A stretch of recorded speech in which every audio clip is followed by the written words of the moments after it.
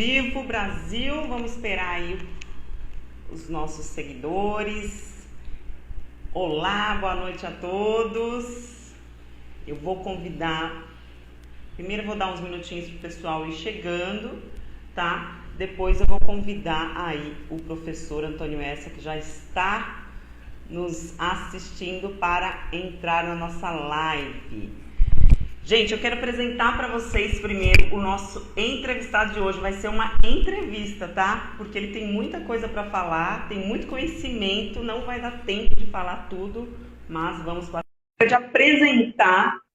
Boa noite, Lidiane. Obrigada pela presença. Vamos aguardar o nosso ilustre convidado de hoje. Professor, boa noite, tudo bom? Boa noite, Nara. Prazer em falar com você, prazer em participar. Tá bom o som? Tem bastante gente. Tá ótimo, Estou te ouvindo muito bem. Bom, gente, vamos começar. Eu quero apresentar para vocês, temos 22 convidados já online, 23 e subindo mais. Eu quero apresentar para vocês essa ilustre figura que agora entrou na vida de redes sociais, né, professor?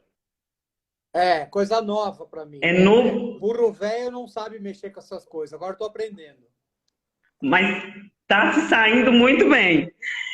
Bom, ele é formado em medicina pela Faculdade de Medicina do ABC desde 74, né, doutor? A especialização de psiquiatria dele. Um mocinho. Olha, tem um aluno, Gisele Lucas, sua aluna aqui, ó, acabou de nos mandar mensagem falando que é sua aluna, Gisele Lucas. Formada em psiquiatria, gente, apenas e tão somente no manicômio psiquiátrico. Então, acho que ele entende um pouquinho só do assunto que a gente vai tratar hoje, né, doutor? Mais ou menos. A gente tenta, né? Olha, muitos fãs aí do Dr. S chegando. É uma honra incrível. Já sigam lá o professor Antônio Essa. Eu sempre indico o perfil dele no meu perfil, indico no meu canal do YouTube também, porque o conteúdo é excelente. O pessoal mandou bastante pergunta, professor, e o nosso foco aqui vai ser a psicopatia mesmo. Dá pra gente uma análise assim, se você fosse explicar para um leigo o que é a psicopatia, como que o doutor explicaria assim, em linhas gerais? Isso é uma coisa que precisa deixar bem clara. A psicopatia não é uma doença mental. A psicopatia é uma anormalidade mental. É irmã da doença, mas não é a doença, é uma anormalidade. Se a gente estiver falando de um doente, o doente vai estar ouvindo vozes, vendo vultos, com ideias mirabolantes de que está sendo perseguido, ou que é Deus do mundo, dono do mundo, ou qualquer coisa do gênero. É fácil identificar um doente mental. Só que um psicopata, a psicopatia é uma anormalidade. A psicopatia, vamos dizer assim, é algo ou alguém parecido com a gente, que pode estar do nosso lado, que na maioria das vezes está do nosso lado, e não demonstra nenhuma alteração. E, de repente, as pessoas falam, nossa, que pessoa bem posta, como é que você fala que ele é psicopata? Vamos dar como exemplo o que a gente está vivendo no Rio de Janeiro agora. O doutor Jairinho, nossa, que maravilha, médico, vereador da cidade, já em segunda ou mais legislaturas, e é uma pessoa de aparente convivência normal. Só que tem maneiras de ser no psicopata que são exacerbadas em relação às pessoas normais. Exacerbadas no sentido ruim, né? Por isso que acaba aparecendo. São exacerbações de traços normais. Em você poderia ser um traço normal, em mim poderia ser um traço normal, mas no psicopata isso é superlativo e acabam ficando muito gritantes as atitudes que ele toma. Veja, por exemplo, você pode ter as suas raivas, eu posso ter as minhas raivas, e a gente fala, que droga, mas ninguém vai espancar uma criança, por exemplo. E o espancamento de uma criança é um sinal de que essa pessoa que está fazendo isso não deve ser uma pessoa muito normal. E aí fica... E tem alguns sinais? Pois é, as pessoas dão sinais. E o que as pessoas comuns têm que considerar é que estes sinais não podem ser jogados fora. Então, ter conversas... É muito frequente que você fale, nossa, você está falando que fulano ou fulana é psicopata, mas uma pessoa doce, uma pessoa tão boa. Vou lhe dar um exemplo do qual eu participei. O Chico Picadinho, quem conversava com ele, quem falava com ele no apartamento onde ele cometeu os crimes, falava, não posso acreditar que ele fez isso. Uma pessoa tão doce, uma pessoa tão legal. Só que as pessoas dão sinais. E eu preciso aprender a ver esses sinais. Por exemplo, o que pode ser um sinal? Um sinal pode ser a maneira de você tratar outras pessoas. E é uma coisa que é muito desagradável e muito ruim, você vê pessoas que, e você já viu isso, Nara, como eu também já vi, pessoas que, por exemplo, maltratam funcionários subalternos, que maltratam um frentista do posto de gasolina porque demorou para vir atendê-lo, um que é o super maltratado, o garçom, que não trouxe o que eu queria na hora que eu queria, no gelo que eu queria, ou na temperatura de comida que eu queria. E a gente vê pessoas que não sabem falar, é aquela pessoa que você vai falar, poxa, mas não sabe falar? Tem que gritar, tem que espizinhar, tem que tratar mal.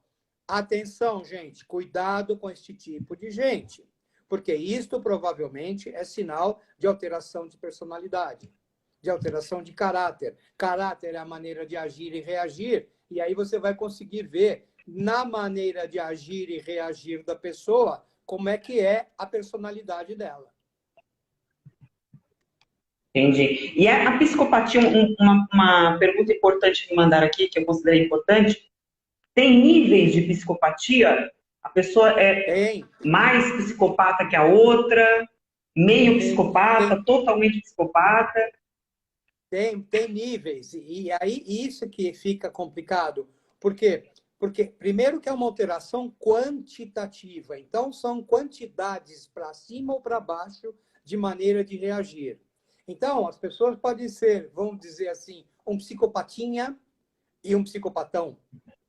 É muito mais sério. Interessante. Eu tenho que levar em conta qual é o seu desta pessoa, tipo de psicopatia. Porque tem psicopatias que fazem mal para ele, não fazem mal para os outros. Tá, então vou lhe dar por exemplo, aquelas pessoas que começam 10 empregos e não acaba nenhum.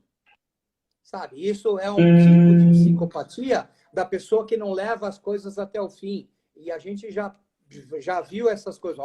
Ele tem 5... Eu tive um aluno que era dentista, que era operador do direito e estava fazendo medicina.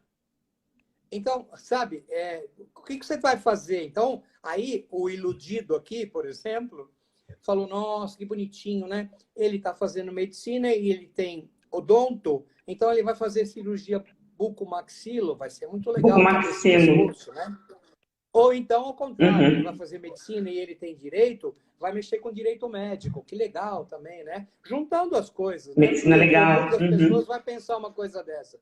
Pergunta para ele, o que é que você vai fazer? Eu vou fazer ginecologia. Como? Não tem nada a ver com o que você já fez. Mas eu gosto. Então a odontologia dele joga no lixo. Joga tudo no lixo, inclusive a profissão. E aí você vê, de vez em quando, algumas pessoas falam, meu filho fez 5 faculdades. E o que ele faz? Vende carro. Por quê? Porque não leva as coisas adiante. E isso é uma psicopatia, percebe? Esse exemplo que eu estou dando é um psicopata que não faz mal nenhum para ninguém, só para ele mesmo. Para ele mesmo.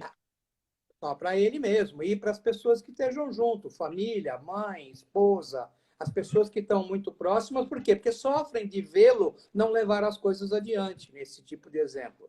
Eu poderia te dizer, são 10 tipos de psicopatia que existem. As que chamam muito mais a atenção da gente são as psicopatias explosivas, porque eles explodem e fazem uma arruaça e acabam, inclusive, dando facada, se for o caso, ou tiro, qualquer coisa assim.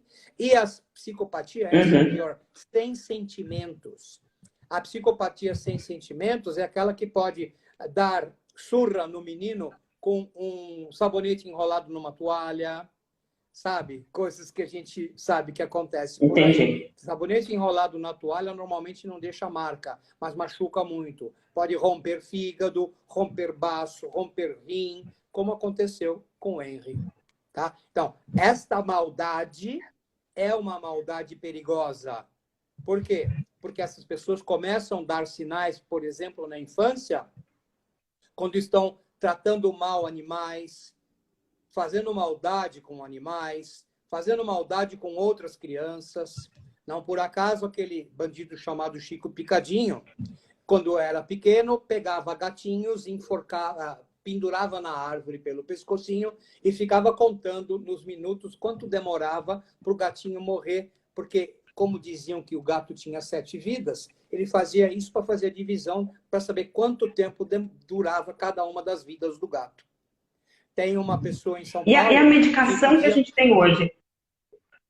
As medicações que a gente tem hoje, a gente consegue controlar esses impulsos do psicopata ou não? Pois é, a medicação vai fazer muito efeito para o doente mental. Porque o doente mental está ouvindo vozes. Eu vou dar um remédio e ele vai parar de ouvir vozes. Ele está achando que estão perseguindo. Vou dar um remédio e ele vai sentir que pararam de perseguir. Agora, a maldade que está arraigada na minha alma, não há remédio que tire. O que se pode fazer quando você está com um psicopata internado é colocá-lo medicado para que ele manifeste menos a sua psicopatia. Mas, estando solto, não tomando um remédio que o contenha, ela vai acabar aparecendo fatalmente. Então, o nosso maior problema é que não existe um remédio mágico que cure a personalidade das pessoas. O remédio vai só conter os seus ímpetos. Parou de tomar o remédio, voltam seus ímpetos a se manifestar. É extremamente complexo esse tema da psicopatia, né, doutor? Sabe? E aí, abordando a tua área de atuação, os operadores do direito não compreendem quando a gente está falando que eu preciso apartar essa pessoa da sociedade. E alguns operadores falam, não, vamos fazer, vamos dar pena. E a opinião pública também gosta da pena. Por quê? Porque eu dou 39 anos para uma Suzaninha qualquer. E ela cumpre 12. Eu dou 31 anos para o Nardoni, que jogou a criança de cima do prédio. E ele cumpre 11. A mulher dele pegou 26 e cumpriu 9. Por quê? Porque, infelizmente, a opinião pública esquece. Hoje eu estou batendo palma porque determinado indivíduo pegou 39 anos de cadeia. Mas daqui a 2 anos eu esqueci. E sabe o que vai acontecer? Essas pessoas se utilizam disso para se utilizar das benesses que o direito dá, e você sabe melhor do que eu, que o direito dá algumas benesses, progressão de regime de cumprimento de pena, comutação e todas as outras coisas que acontecem. E fazem com que esse indivíduo cumpra menos do que os 39 anos, do que os 31 anos. E acabe saindo. Não por acaso, Suzane Richthofen está solta, Nardoni está solto, a mulher dele está solta, está todo mundo solto. Por quê? Porque não se aplicou a eles a outra sanção penal, que era muito mais adequada para esse tipo de caso, que era a medida de segurança. A medida de segurança, o próprio nome fala, você está sendo recolhida, Nara, porque você é um mal para a sociedade. Então, por medida de segurança, você vai ficar apartada. Bom, o nome está falando. Só que as pessoas não gostam, sabe por quê? Porque ao invés de dar 31 anos para mim, você vai me dar 3 anos de medida. E aí a opinião pública vai falar, nossa, fez o que fez e pegou 3 anos. Só 3 anos. Que beleza, num hospitalzinho vai sair já. E as pessoas esquecem que no final desse primeiro período da medida, que pode ser de 1 a 3 anos, você sabe muito bem disso, vai ter que fazer um exame médico. E se continuar doente ou anormal, vai repicar, vai ficar mais 1 ano, e fica mais 1 ano, vai e continuar. Fica mais 1 ano, e com isso eu até cessar a periculosidade. apartada da sociedade. Porque, na verdade, eu entendo assim, né? O nosso Código Penal, os nossos estudos que originaram o direito penal, ele não fez, talvez, uma interdisciplinariedade com a medicina legal. E se positivou, foi para o Código, de forma, estudando apenas a criminologia e o direito, sem estudar também a medicina legal. Porque dentro do Código, o que a gente encontra? Se tiver consciência da ilicitude, vai receber pena, não vai receber medida de segurança. Então, como o psicopata tem consciência da ilicitude, então ele recebe pena, ele não recebe medida de segurança.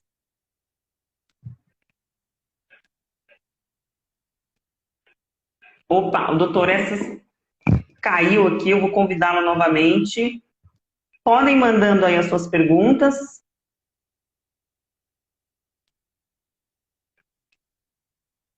Mandaram aqui que existe a sensação de periculosidade. Realmente, muitas vezes, não há.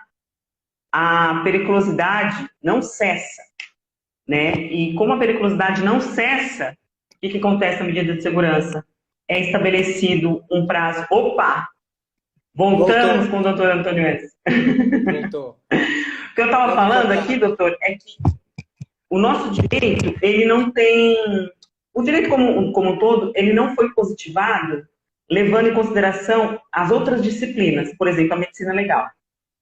Então, o psicopata, ele tem ciência da ilicitude que ele está cometendo. Ele sabe que aquilo é ilícito. Ele sabe que... E na medida que ele sabe que é ilícito. Eu gosto do código, sabe? Porque o código falou que vai estar isento de pena se você tiver uma loucura qualquer, sabe? E vai falar que a pena vai ser reduzida de 1 a 2 terços se você tiver uma anormalidade qualquer. O problema é que as pessoas não querem se utilizar disso. Por quê? Porque fica em função de uma opinião pública. Já vi alguém acabou de perguntar aí, o Jairinho é um psicopata? Por quê? Porque está todo mundo vivendo esse tipo de coisa. E as pessoas falam, meu Deus, que absurdo, não pode deixar um indivíduo desse solto, tem que trancar e jogar a chave fora.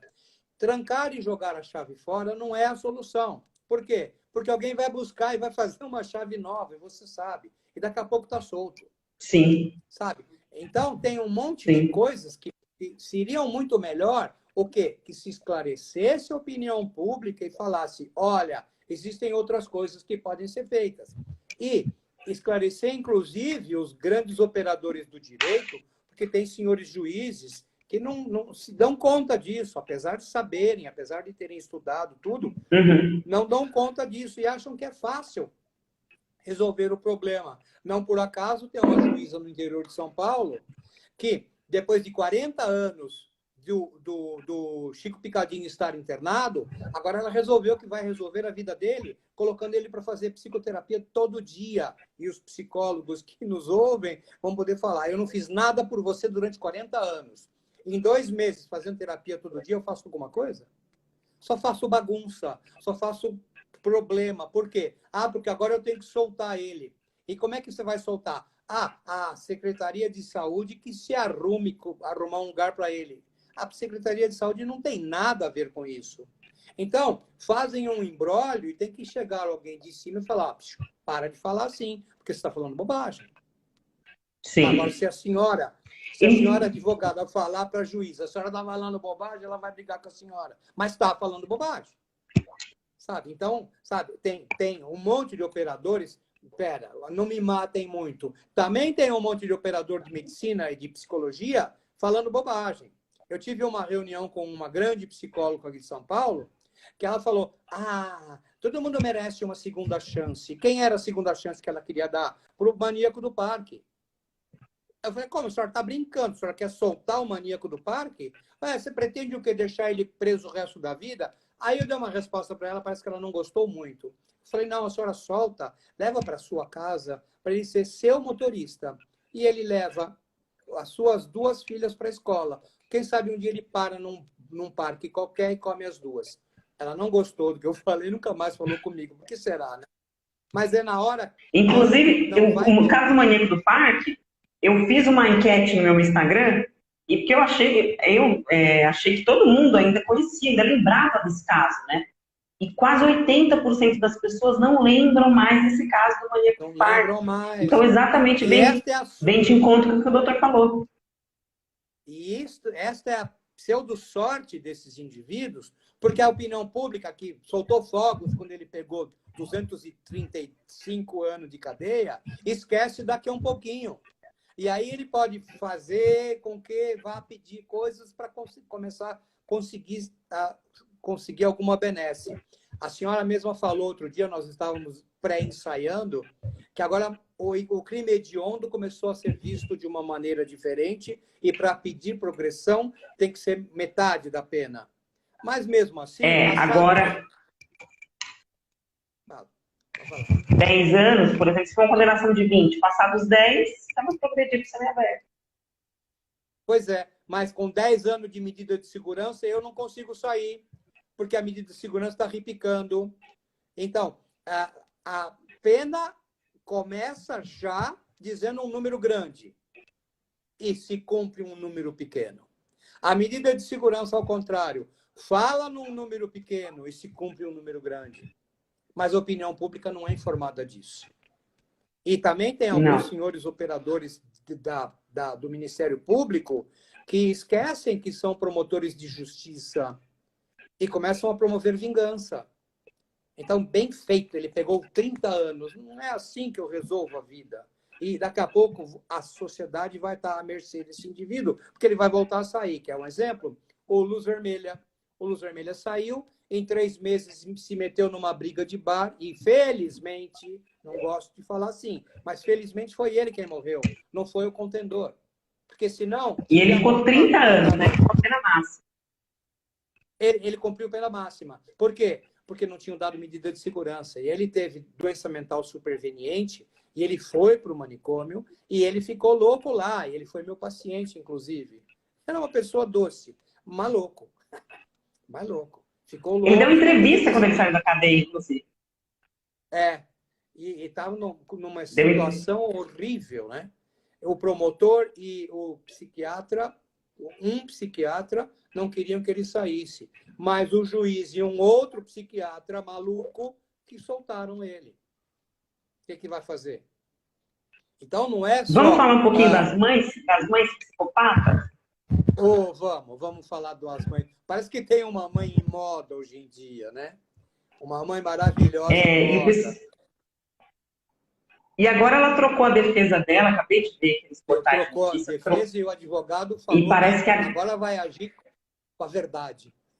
Então, avisando que até vamos agora... ver o que vem por aí, né? Vamos ver o que vem, vamos aguardar, né? Começou a aparecer com a Babá. Babá falou, olha, quer saber, eu vou falar a verdade. E falou um monte. E deste monte que ela falou, um caso é ponto pacífico. O doutor Jairinho é psicopata sem sentimentos. E ele faz isso, como fez isso com outras crianças também. Então, não é menosprezar, gente, por favor. Mas eu posso deixar o doutor de lado, porque o doutor não é o maior interesse. O maior interesse é como a senhora falou. Vamos falar das mães? E aí a coisa complica. Porque o comum das pessoas não está acostumado a pensar que tem a mãe que permite que aconteça isso com o próprio filho, como essa moça está permitindo e permitiu que acontecesse. Ela tinha conhecimento, sim, das agressões, e ela não fazia nada por causa disso, e ela, inclusive, pretendia proteger o namorado, o namorido. E veja, quais eram os interesses dela? Os interesses dela eram muito mais ir na academia. A babá falou, o menino está sofrendo, o menino acabou de apanhar, o menino está machucado, está chorando. Às 2 da tarde, ela chegou em casa às 7 da noite. Quer dizer, ela estava pouco se lixando. Ela ia viajar para Mangaratiba lá e ela deixava o menino com a babá. Por quê? Porque ela tinha outros interesses. Qual era o interesse? Qualquer interesse que seja cuidar de mim. No dia seguinte da morte do menino, a primeira coisa eu fiquei sabendo antes, e agora eu já fiquei sabendo outras. Ela foi no cabeleireiro, fazer cabelo, fazer unha, fazer pé. no dia seguinte da morte do menino. E no dia seguinte da morte do menino, ela estava se matriculando em curso de inglês. Sabe, será que é o cabível? Não, só tá. E aí Não é o esperado. As pessoas dão sinais. E é exatamente esse um dos sinais que tem que se levar em conta. Só que a gente está olhando para essa moça, por exemplo, agora, mas ninguém parou para olhar no antes. Porque no antes ela também já estava dando sinais. E hoje eu vi uma entrevista de um cidadão muito interessante, que ele falava, olha, vamos analisar as coisas, e se vocês virar, peguem agora e entrem nas internet da vida e vejam as fotografias nas quais ela posa ela em primeiro plano e o filhote em segundo ou terceiro plano. Sabe? É sempre o eu. Um eu que vocês viram, gente. Ela chega na delegacia com bico, com cara feia, de mão dada com o amorzinho dela. Quando chega na delegacia, ela tira um selfie sorrindo. Eu tô indo lá falar a respeito... Um cara de deboche. Morto. É? Como é? Deboche. Cara de deboche ela tava. Cara de deboche. Cara de deboche. Então, sabe o que é isso? É uma consequência que está acontecendo muito no nosso país. Determinadas pessoas, ainda mais imbuído por ser um vereador, que ficam com a ideia de que podem tudo. É as certezas da impunidade. Bandido sendo solto. Tendo todas as coisas que você vê aí, por exemplo... inversão de valores, né? Inversão de valores. Um trabalhador ganha R$900, R$1.000 de salário mínimo. Um presidiário, quando sai, ganha mais do que isso. Então, sabe, são umas coisas que fala, pera, que mundo é este? É um mundo que acaba fazendo com que as pessoas tenham certeza que comigo não vai acontecer nada, porque eu sou o bom. Tão bom eu sou que eu vou chegar no IML e vou falar como médico e como vereador, vamos rápido com isso daí, vamos acabar rápido com isso. E foi aí que ele se estrepou, porque um médico falou, por que está tão interessado em acabar logo com isso? E foi esse foi o deslize psicopático que o indivíduo cometeu depois de tudo que ele tinha feito. A outra coisa... E o senhor acredita, doutor, que... Como é? O senhor acredita, é assim, porque eu sou mãe, eu tenho uma filhinha de 4 anos, eu vi o vídeo dela que eu estava em chamada de vídeo. O sentimento materno, ele é muito forte, embora exista mães psicopatas, mães narcisistas. O senhor acha que mesmo essa mãe sendo uma mãe psicopata, ela sente algum nível de amor pelo filho? Porque a Monique não é a única mãe psicopata narcisista do mundo, né? Tem outros casos aí tá cheio. Que com certeza o doutor já deve ter, inclusive, analisado casos assim parecidos. Então, dentro da psicopatia, ela consegue ter algum nível de amor pelo filho ou é apenas um carinho, é apenas uma satisfação para a sociedade porque ela é mãe? Como que residiriam dentro de... Quando a gente está falando... Como é que reside dentro do psicopata o amor e a psicopatia? Dá para residir os dois sentimentos ou não? Dá para conviver perfeitamente. Só que tem um detalhe. O amor que o psicopata sente é por ele. Não por mais ninguém. Mas o senhor está falando que ela não ama o filho? O filho é amado na medida em que é um reflexo dela. Porque eu, em primeiro lugar. Então, a satisfação para a sociedade, olha, eu tenho um filho. Mas o filho eu estou pouco me lixando para ele. E quanto a me lixar por criança, a senhora está cansada de ver gente que abandona os filhos. A gente está vivendo uma época na qual filhos são muito mais criados por babás do que por mães e pais. Algumas têm que trabalhar, é uma dificuldade e tudo mais. Mas umas não têm que trabalhar. Umas querem ir no cabeleireiro, querem ir na academia, querem ir no shopping e larga as crianças. Sabe? Isso é um desamor. Agora, a medida maior do desamor dessas crianças, dessas pessoas, é, por exemplo, quando está acontecendo esse tipo de coisa. Que, de repente, a babá me avisa, o menino apanhou. Está acontecendo alguma coisa errada com o menino. Tá, então deixa. E não vou correndo para lá. A senhora sabe muito bem. Se acontecer alguma coisa com o filho, com o neto da gente, eu tenho netos dessa idade, a gente vai correr. No momento, larga tudo e vai correr. Claro. Ela ficou sabendo 2, 3 horas da tarde e só apareceu em casa às 7 da noite. E essas agressões vinham acontecendo já há muito tempo. E a empregada e a babá avisando, olha, tem alguma coisa errada, tem alguma coisa errada. Mas eu não vou mexer com o meu namorado. Por quê? Porque ele me tirou de um trabalho de 4 mil reais e me pôs num trabalho de 16 mil reais. Isso eu estou mais interessada. E, de repente, o namorado fala que você está trabalhando a vida da sua mãe. Tá, ele falar isso, tudo bem, mas ela fala que o menino também atrapalha a vida dela. Então, tem muita gente... Imagina o absurdo que eu vou te falar. É até de se ficar espantado que uma mãe dessas gostaria muito de se livrar do filho. Agora, ela tinha um jeito Foi o que muito pareceu. simples de se livrar. Ela tinha um jeito muito simples de se livrar do filho. Dá para o pai. O pai era amoroso. O pai era... Mas aí a gente tem uma questão. Ela recebia 6 salários mínimos de pensão do ex. Então não posso dar, né? 6. Então tem um monte de salário. Então não posso dar de presente para o pai. Por quê? Porque eu só estou interessado nisso. Então você veja, você está dando o maior de todos os exemplos, que esse menino era moeda de troca. E como moeda de troca, eu não posso fornecer ele para o pai. E o pai preocupado. Por que ele chora? Por que ele vomita de nervoso? Por que ele não quer ir? Nós estamos sabendo agora por quê. Vê que judiação? Então, isso Por muito tempo, ela falou é muito... Fala. Eu acho que a gente, por muito tempo, ouvir a criança foi um pouco negligenciado, né? Agora é que as mães estão se preocupando mais em ouvir e saber os sentimentos da criança. Por exemplo, na minha época, eu nasci na década de 80, a nossa regra geral era engole o choro e cala a boca, né? Agora que as mães estão ficando mais... Não, tinha uma também muito legal. Quer chorar de verdade? Aí engolia. Essa eu já ouvi bastante também. E agora que a gente está tendo mais essa sensibilidade de ouvir as crianças mais, né?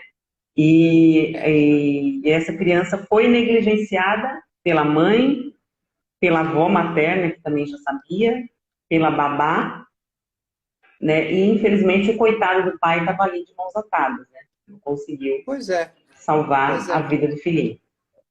Pois é. E estava tudo pronto, né? Porque o pai era participativo, amoroso, brincava com ele. Era deixar o menino com o pai. Mas não, aquela história do poder da mãe, não se tira a criança da mãe. Oh, meu Deus, tem que tirar sim, tem que tirar sim. Isso é uma coisa que precisa mudar. Sabe por quê? Porque acaba deixando na mão desse tipo de mãe. Mães psicopatas sem sentimento, que estão voltadas somente para elas, podem deixar acontecer, vai bater nele, deixa bater. Porque para mim não faz diferença. Pelo contrário, se eu conseguisse me livrar dele de uma forma boa, era melhor. Não, do jeito, não tem livrar de forma boa, né? Batendo, espancando o menino até matar, não é uma forma boa. A única forma boa, plausível, seria abaixar a crista e dar para o pai e cortar a pensão, porque ela já tinha conseguido um salário de 16 mil reais, o que ela queria mais? Quero mais. Mas aí a gente tem uma outra questão, que ela ia passar para a sociedade um recibo de que ela tinha sido uma mãe ruim ao entregar o filho. Só que tem um detalhe, né? E eu acho que tem uma coisa muito legal. A cadeia julga. O estuprador não pode ficar no meio dos caras comuns na cadeia, porque vão julgá-lo e vão tratar dele. Ela está no seguro também, porque as presas comuns não estão aceitando esse tipo de coisa.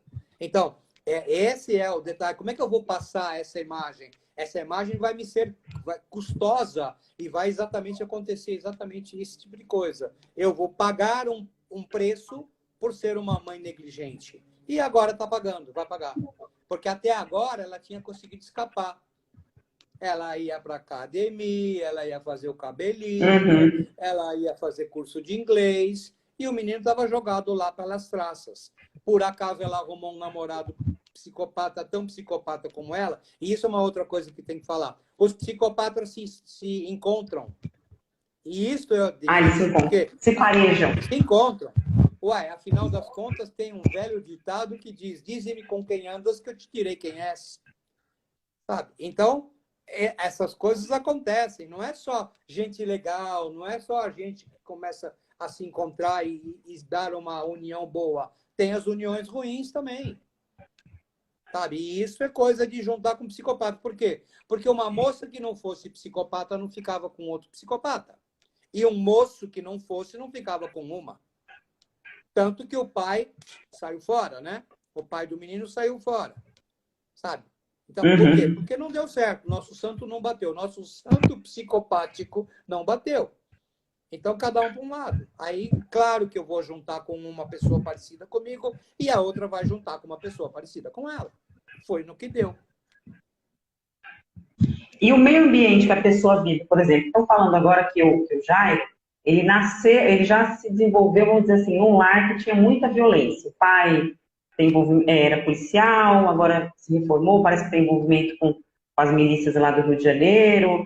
Ele já meio que devia escutar o pai falando de sessões de tortura, e esse ambiente que a pessoa cresce e se desenvolve, ele também influencia na explosão, vamos dizer assim, nessa explosão da personalidade psicopática, ou só a gênese mesmo do indivíduo é que comanda? Veja, o que eu tenho para dizer é mais ou menos o seguinte: eu tenho alguma convivência com policiais militares. Se assim ou fosse, todos os filhos de policiais militares seriam, de policiais militares, civis ou quem quer que seja, seriam bandidos, seriam psicopatas. Não, não é. Eu acho que o meio ambiente vai poder modelar e modela as coisas que a senhora Uhum. tem dentro da senhora, as tendências que a senhora tem dentro da senhora. Então, por exemplo, tem uma aluna minha que falou: eu não vou assistir porque eu não consigo ouvir esse tipo de papo. E ela, porque o pai faleceu. O pai era um policial militar, mas ela não gosta desse tipo de coisa, sabe? Então, mas se juntar a fome com a vontade de comer, aí desenvolve bem, né? Então, não é todo mundo que vai se desenvolver desta forma, mas quem tiver uma tendência, e essas tendências começam a se manifestar desde pequeno, vai acabar usando esta influência externa para fazer com que tudo isso ecloda e acabe dando umas coisas assim. Aí as pessoas desavisadas vão falar: tá vendo, coitado, também morava naquele ambiente. Não, o ambiente sozinho não faz tudo. Tem que ter uma base minha para que o ambiente haja sobre isto. A gente até anda discutindo isso, que não é mais só a genética, é a epigenética, é o que vem de fora que age sobre as minhas tendências internas. Tá? E me conta um pouquinho agora, doutor, você se formou lá no manicômio judiciário. Eu já estive lá algumas vezes no manicômio judiciário, né? Porque lá fica o anexo semiaberto, lá de Casa Rocha. De vez em quando, vira e mexe, a gente tinha uns clientes por lá. E me conta da sua experiência. Ficou bastante tempo lá no manicômio judiciário, quando ainda tinha, né? Porque agora jogaram os louquinhos lá pro fundo, né? E colocaram o pessoal do semiaberto para frente. E como é que era o seu dia a dia lá no manicômio judiciário? Que eu acho que muita gente que está assistindo a gente também tem essa curiosidade. Como era o seu dia a dia? Se tem algum caso curioso que você se recorda? Agora as pessoas vão mandar me internar, porque eu adorava aquilo. Eu adorava. Eu era substancialmente louco para gostar daquilo. E continuo gostando até hoje, sabe? E eu acho que tem... Eu costumo falar que hoje em dia se formam psiquiatras que não conhecem louco, conhecem consultório chique. Consultório chique é fácil. Consultório com carpete e ar-condicionado é fácil. Eu quero ver rolar com louco pelado lá, babando e se sujando de fezes e sujando você também de fezes. É isto que amacia o nosso couro. Então, isso vai fazer com que você... É a mesma coisa, a senhora mexe com direito penal. Eu mexo com direito penal, mas Sim, nunca foi numa delegacia tirar um preso à noite. Como? Foi, claro que foi. Nunca fui num tem que presídio? ir. Fui, claro que fui. Porque é isso que amacia o nosso couro e faz a gente ficar melhor. Então, eu dei aula durante 20 anos numa faculdade. Naquela faculdade tem um indivíduo que fez uma tese sobre medida de segurança. Porque tem alguns puristas do direito que acham que a medida de segurança tem que acabar junto com o tempo que seria o tempo da pena. E a minha discussão é exatamente, bom, e o que eu faço com ele depois? Porque ele vai continuar doente, sabe? E ninguém consegue falar no depois. Bom, esse indivíduo fez uma tese sobre medida de segurança, ok? Ele nunca foi ao manicômio judiciário. Como é que você pode me falar que você está fazendo uma tese a respeito de uma coisa que você nunca foi ver? Então, eu não consigo aceitar esse tipo de coisa, tá? Agora, minha vida lá dentro é uma maravilha. Até o dia, e eu vou fazer uma ceninha aqui, vou fazer um mini psicodrama. Um indivíduo pediu para que eu desse alta para ele, e eu falei, não, não vou dar, não pode dar, tarará, tarará. Ele olhou para os meus olhos, assim, com esse dedinho assim, e com os olhos franzidos, e falou, um dia a gente se encontra. Passou-se o tempo, passaram-se os anos, eu estou trabalhando num hospital e eis que esse indivíduo entra e me encontra, porque ele tinha tido alta do manicômio judiciário por outros meios e ele foi se tratar no hospital onde eu trabalhava. E aí ele fez Meu uma Deus. festa.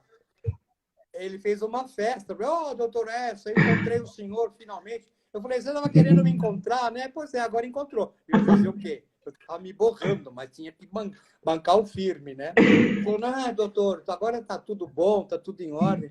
Eu falei, ufa, mas essas coisas acontecem. Essas coisas acontecem. Mas uma coisa que a gente sabe muito é de falar para os alunos, não é que você não tem que ter, mas não demonstre medo do paciente, porque ele sente quem está com medo. E se você sentir que você está com medo, é em você que ele vai encostar, é você que ele vai provocar, é você que ele vai cutucar, e estas coisas acabam acontecendo. Eu vi que alguém escreveu aí agora, onde acaba a maldade e começa a doença. Gente, uma coisa que vocês precisam pôr na cabeça: maldade nunca é normal. Maldade é sempre anormal. Então, falar, não, é só maldade. Não, não existe só maldade. Maldade é sinal de anormalidade mental, é personalidade anormal. E vai fazer essa maldade agora, como vai continuar fazendo maldades por aí, se você deixar. E essas maldades começam na infância. Eu não vou fazer diagnóstico de psicopatia na infância, mas eu vou fazer um pré-diagnóstico sabendo que vem vindo alguma meleca muito séria por aí. Crianças que enforcam o gato do vizinho com a mangueira do jardim, que cortam a patinha, sabe, um pintinho, imagina um pintinho amarelinho pequenininho. Corta o pezinho para ver ficar se equilibrando no toquinho, sabe? E o pior é que a mãe ia na feira e comprava mais para Meu ela Deus. brincar desse tipo de coisa. Não dá. Pede gatinho. Eu gosto de gatinho. Você gosta de gatinho? Então me dá o gatinho. Dá um gatinho para o indivíduo, ele põe num saco de aninhagem e bate no chão até o gatinho morrer. E isto de pequeno. É claro que você tem uma filhota, aliás, você tem uma filhota com um gato. A minha neta também tem um gato, pendurado o tempo todo. Aqui em Mas casa cheio de amando o bicho. bicho, amando o bicho, gostando do bicho, não fazendo maldade. Se você está vendo que a criança já está fazendo maldade com outras crianças ou com bichinhos, isso é um sinal de que alguma coisa não está muito bem. É hora de a gente começar a fazer alguma coisa. Alguém está falando aí, é uma pessoa má, é uma pessoa doente? Não. Uma pessoa má é uma pessoa anormal. Introduzam o conceito de anormalidade na vida de vocês que estão estudando tudo isso.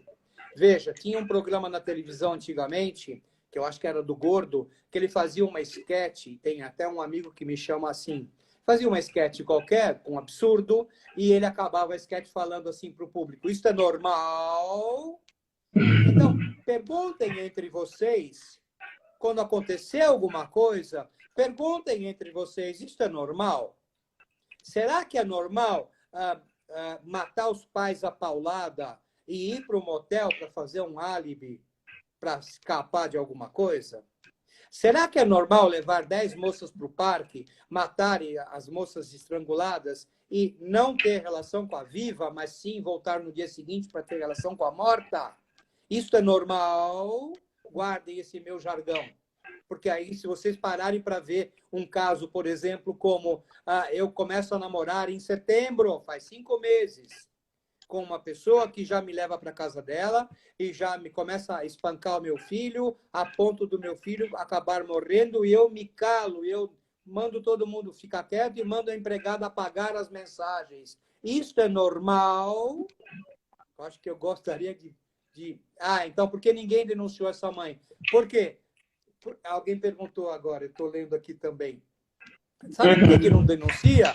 Porque fica com medo do poder.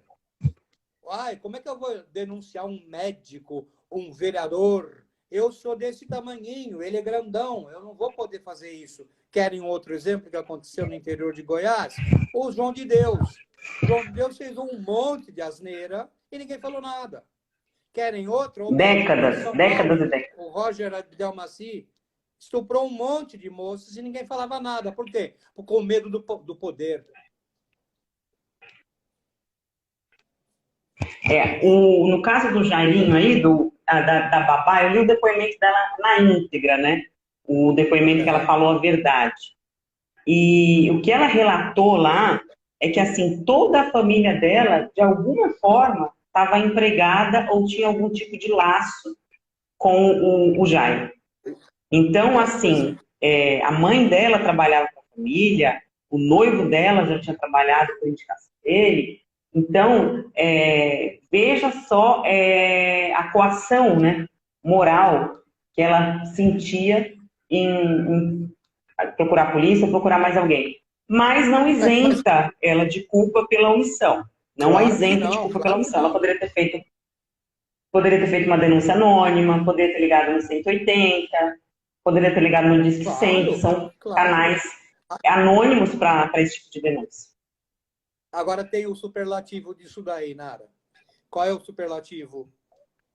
É eu, mulher, levar o meu filho para a casa de um homem desses e deixar com que as coisas caminhem desse jeito, única e exclusivamente porque ele está me dando uma série de comodidades, inclusive um salário melhor. Então, eu estou interessada nas coisas que podem reverter para mim, mesmo que isto custe a saúde ou a vida do meu filho. Então, sabe, são uma somatória de contingências que não dá para permitir que aconteça. Você está dando uma ideia muito boa que eu gostaria de deixar para as pessoas. Por favor, não se omitam. Conta o que está vendo, denuncia, mesmo que anonimamente, liga para o conselho tutelar, liga para a cadeia, liga para a delegacia, não para a cadeia, para a delegacia, façam alguma coisa, mas não se omitam. Não dá para se omitir numa situação dessas. Tem que pôr a boca no trombone, porque não pode continuar acontecendo esse tipo de coisa. E vez por outra acontece. Quer um exemplo? O menino Bernardo, do sul do país. Lá foi exatamente ao contrário. Aqui era a mãe com o padrasto. Lá era o pai com uma madrasta. E a madrasta? Mataram o menino. Mataram o menino com overdose de dormonide. Sabe? Aí a gente fica, que absurdo. É absurdo, só que se você for levantar os anais de toda a nossa história jurídica, tá cheio desse tipo de acontecimento. Tá cheio. E a gente fica... Tá cheio mesmo desse tipo de acontecimento. Pois é. Estão perguntando aqui se a mãe seria uma narcisista. A mãe, dá para se dizer que a mãe é uma narcisista? Uma mãe narcisista, psicopata e narcisista? Claro. Eu só olho para mim. Na fotografia, a fotografia do filho, o que você faz? Põe no colo, põe na frente, põe no máximo do lado. Não, ela punha na frente. O carão dela e o menino lá atrás. Quer dizer, o menino é um acessório dela. Por quê? Porque eu sou eu. eu faço preenchimento labial, eu ponho prótese nos seios, eu faço ginástica, eu vou pintar o cabelinho, eu vou fazer todas as coisas, inclusive no dia seguinte que meu filho morreu. Para, não dá, não dá. Ter vaidade é uma coisa, narcisismo é outra, onipotência é outra. Vaidade todo mundo tem, o seu óculos vermelho, o meu óculos vermelho também. Sabe, isso são vaidades que a gente possui. Mas espera aí, passar por cima de um ente que deveria ser querido, aí é demais. Eu só estou olhando para mim. Eu só estou olhando única e exclusivamente para o meu bem-estar. Isso é coisa de gente onipotente, de gente narcisista. É uma coisa que me chamou a atenção dela também, a entrevista que ela dá para o Cabrini, quando ele pergunta assim, o que você mais queria agora? Gente, quando a gente perde um ente querido, o que a gente mais quer é o ente querido de volta. Você não se conforma.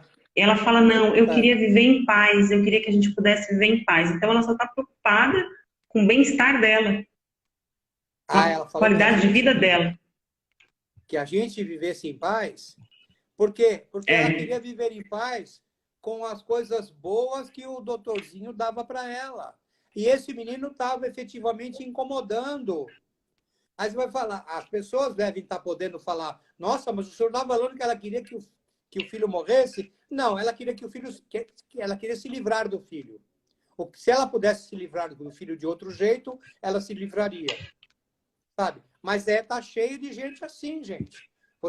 É que a gente vê muito filme da Disney e a gente não para pensar. Já percebeu que todo filme da Disney que envolve crianças, meninos, adolescentes, que tal, tem sempre uma fada malvada, uma madrasta, uma coisa que mostra que tem gente ruim na história? Por quê? Porque a gente tenta passar para as crianças que existe esse tipo de gente. Sabe? Não existe que a maldade existe. Boa no mundo. Como é? Que a maldade existe no mundo. Que a maldade existe. A maldade existe. Tem uma cena que eu não gosto nem de lembrar. É o Bambi deitado do lado do corpo da mãe morta, que a mãe foi morta por um caçador. E ele se aconchega no corpo da mãe morta. Sabe? É horrível, mas eu preciso fazer com que a criança aprenda a chorar primeiro e tomara que ela aprenda pela mãe do Bambi, não pela mãe dela. Então, tem um sentido de ensinar não só as coisas boas, mas as coisas ruins também. Tá? E tem alguém falando aqui, e alguém já me falou isso aqui, o Jairinho só se relacionava com mulheres que tinham filhos pequenos. Sabe? O que não apareceu ainda é o tipo de tara que ele possuía por isso. Porque se ele só relacionava com mulheres que tinham filhos pequenos e se utilizava desses filhos para dar vazão à sua agressividade, alguma coisa de ruim tem aí, né? E o modus operandi dele era sempre o mesmo, né? Ele sempre esperava a ausência da mãe, ele sempre esperava um momento sozinho com a criança, as palavras que ele falava para as crianças eram sempre as mesmas, e às vezes a gente vê também esse comportamento, esse tipo de comportamento repetitivo, também em criminosos sexuais, quando são pedófilos. Eles têm sempre o mesmo modus operandi. Que ele fosse. Eu não posso afirmar. Mas foi uma pergunta que surgiu também no meu Instagram. Esse interesse por mulheres que tinham filhos pequenos e essa mania de querer se fechar no quarto para conversar com essas crianças, nós não sabemos o que pode ter por trás disso.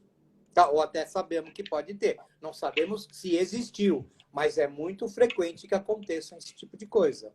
E também não é um absurdo muito grande, porque se você pensar que passava rasteiras e chutava um menino de 4 anos, aonde isso é normal, gente? Olha o jargão do titio. Isso não é normal. Então, quais outras anormalidades estão imbuídas nisso daí? Vai saber. Agora não temos mais condição de saber. Porque se fosse uma mera manipulação ali dos órgãos sexuais do menino, não deixaria vestígio, né? Não haveria vestígio, né? A não ser que houvesse algo mais violento, como uma introdução. Agora, se for uma mera manipulação, Não deixa Não, vestígio para ser encontrado na necrópsia.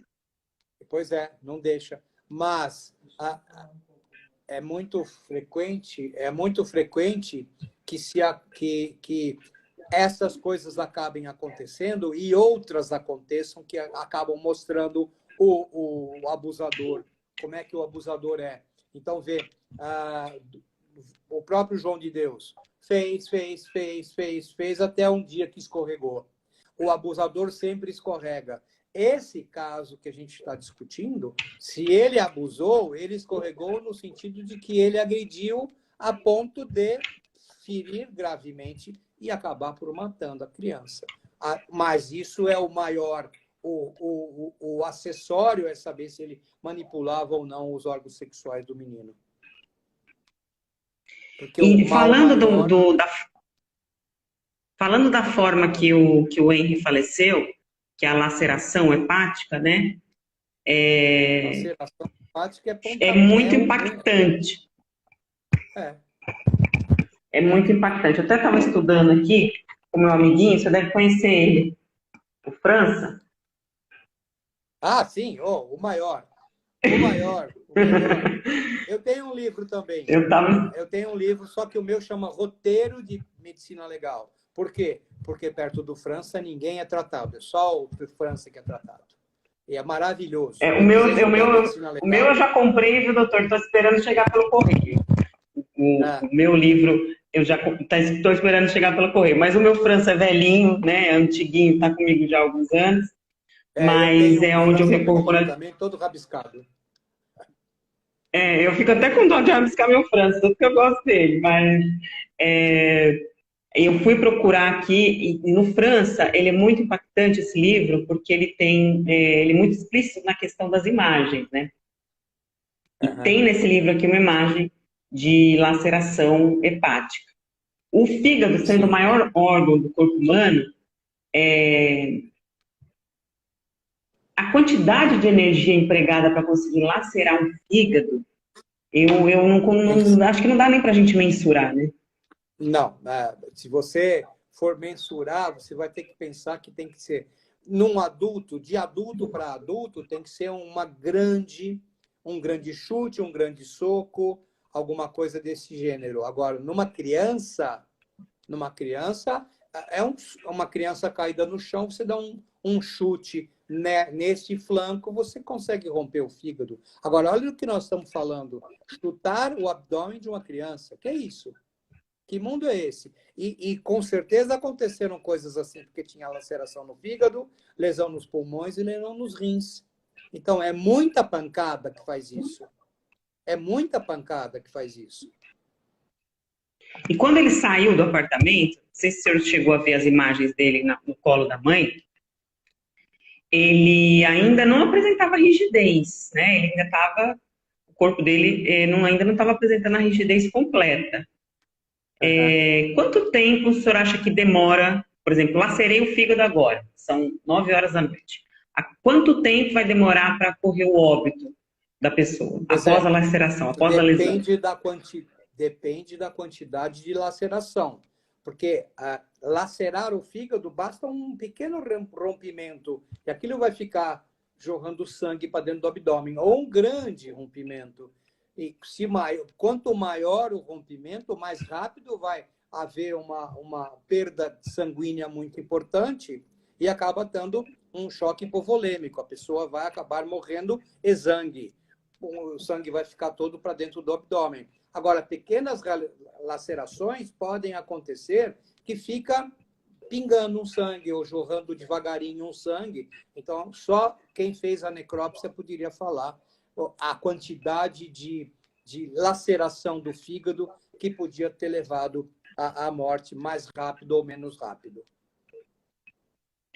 E outra coisa também que agora me ocorreu, se eles tivessem chegado no hospital e esclarecido de fato o que aconteceu, daria tempo de fazer uma laparotomia exploratória e fazer uma sutura nesse fígado, ao invés de tentar ficar fazendo uma manobra de ressuscitação.